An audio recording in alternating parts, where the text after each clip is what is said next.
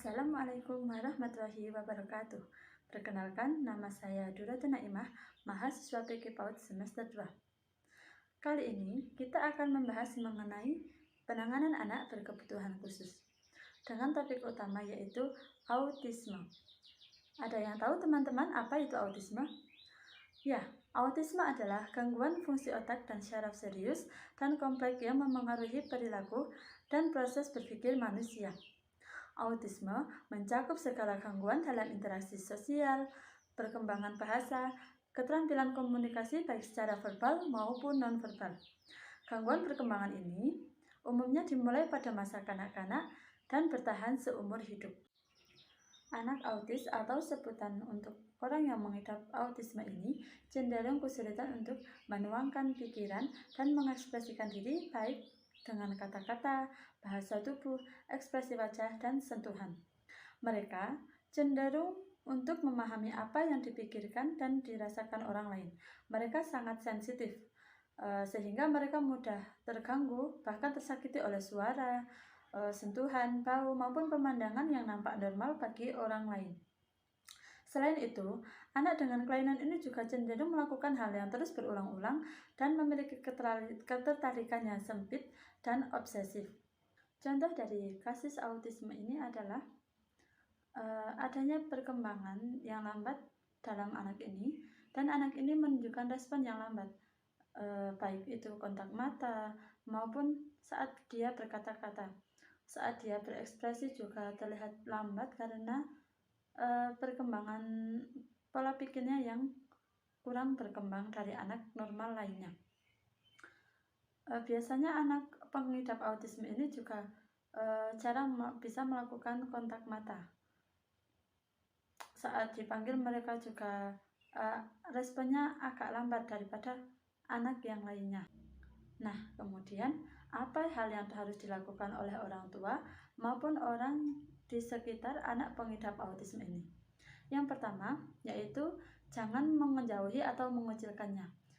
Ya, karena pengidap autisme ini butuh perhatian lebih dan membutuhkan support dari orang-orang tersayang, dari orang-orang terdekatnya. Jangan kita malah menjauhinya, namun kita memberikan perhatian yang lebih terhadap anak tersebut agar anak tersebut berkembang dengan lebih baik. Yang kedua yaitu lebih sabar dalam menghadapinya. Hal ini tentu juga harus kita lakukan karena pengidap autisme ini biasanya merespon dengan lambat. Apa yang kita ucapkan, apa yang misalkan kita menyuruh anak tersebut untuk melakukan suatu hal, maka responnya tidak akan secepat anak normal lain. Yang ketiga yaitu saling bertukar informasi. Hal ini dilakukan agar orang tua bisa saling bertukar informasi atau sharing dengan orang tua yang juga memiliki anak penderita autisme ini. Selain itu, orang tua yang memiliki anak penderita autisme ini bisa saling menguatkan satu sama lain, yaitu melakukan fiksasi pada anak. Seorang anak autis memiliki kondisi emosional yang tidak stabil. Mereka terkadang jadi sangat aktif atau terkadang juga menjadi tiba-tiba diam.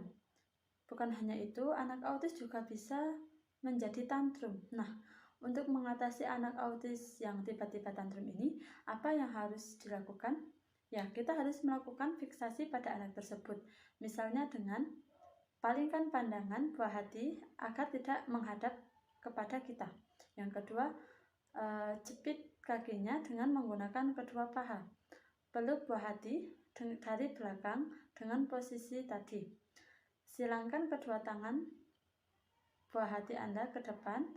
Pegang erat kedua siku anak Anda sambil tangan kanan memegangi bagian siku kiri dan tangan kiri Anda memegang siku kanannya.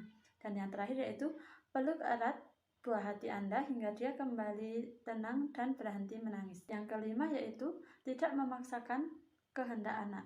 Ya, karena penderita autis ini emosionalnya tidak stabil, maka kita jangan memaksakan kehendak apa yang kita mau terhadap anak tersebut.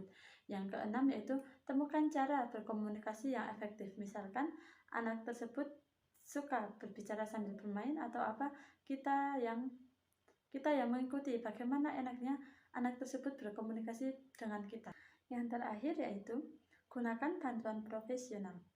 Hal ini bisa kita lakukan dengan mendatangi ahli medis seperti psikiater, dokter, maupun terapi-terapi yang lainnya.